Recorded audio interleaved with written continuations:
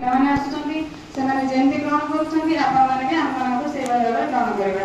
କୌଣସି ପ୍ରକାର ଲାଜ ରଖିବାନି। ଯେମିତି ଆମେ ପ୍ରାର୍ଥନାରେ ବୋଲୁଥିଲେ ଭୁଲ ବୋଲୁଥିଲେ ସେମିତି ବଡ଼ ପାଟିରେ ବୋଲିବା ଆଉ ଲାଜ ରଖିବା ନାହିଁ। ଆଉ ମୋର ଏତିକି କହିବାର ଅଛି ଯେ ପିଲାମାନଙ୍କୁ କେବେ ହେଲେ ଫୋନ ଦେବା ନାହିଁ।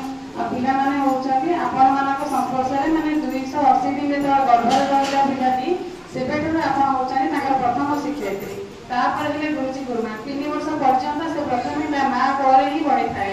ମା କୋଳରେ ବଢ଼ିଲା ପରେ 3 ବର୍ଷ ପରେ ସେ ଗୁରୁଜୀ ଗୁରୁମାଙ୍କ ପରିଚୟ ପାଏ। ଆଉ ବିଦ୍ୟାଳୟକୁ ଆମେମାନେ ନେଇକି ଆସୁ କଞ୍ଚାମାଟି ସଦୃଶ। ଯେମିତି ବଡ଼ ଗୁରୁଜୀ କହିଲେ ଯେ କଞ୍ଚାମାଟି ସଦୃଶ ଆମେ ତାକୁ ଯେଭଳି ଆକାର ଦେଇପାରିବୁ। ସେ ଯେତେବେଳେ ଆମ ପାଖରେ ରହେ ଆମରି ଶିଶୁ ମନ୍ଦିରରୁ ହିଁ ପିଲାମାନେ ସେ ଚନ୍ଦ୍ରଯାନ ଯେଉଁମାନେ ତିଆରି କରିଛନ୍ତି ଯାଇଛନ୍ତି ଆମର ଶିଶୁ ମନ୍ଦିର ପିଲା ହିଁ ଯାଇଛନ୍ତି। ତେଣୁ ଆପଣଙ୍କ ଶିଶୁ ବି ଡାକ୍ତର ହେଇପାରିବ, ଇଞ୍ଜିନିୟର ହେଇପାରିବ, ବୈଜ୍ଞାନିକ ହେଇପାରିବ। ସବୁ ସମସ୍ତଙ୍କ ଭିତରେ ଦକ୍ଷତା ଅଛି। ଆଉ ପିଲାଙ୍କୁ କେବେ ବି ହେଲେ ନିରାଶ କରିବାନି। ଯଦି ଶିଶୁଟି ପାଠ ନ ପଢ଼ୁଛି, ଯଦି ଶିଶୁଟି ଆପଣଙ୍କ କଥା ନ ମାନୁଛି ତା ମନ ଭିତରେ ସବୁବେଳେ ଉତ୍ସାହ ରହିବା ଆଗକୁ ବଢ଼, ଆଗକୁ ଚାଲ। ଯେତେ ଦୂର ଆଗକୁ ଯିବୁ ଯେହେତୁ ପିଲାଟା ମା ଦେଖେଇଲା ଏବେ ତ ଆପଣଙ୍କ ଶିଶୁଙ୍କର ପରୀକ୍ଷା ହେଉନି, ତାର ମଧ୍ୟ କିଛି ନାହିଁ ପାଠ ପଢ଼ା, ତାର ଗୀତ ନାଚ ନବ କରୁଛନ୍ତି ନହେଲେ ହସ୍ତକର୍ମ କାର୍ଯ୍ୟ କରୁଛନ୍ତି।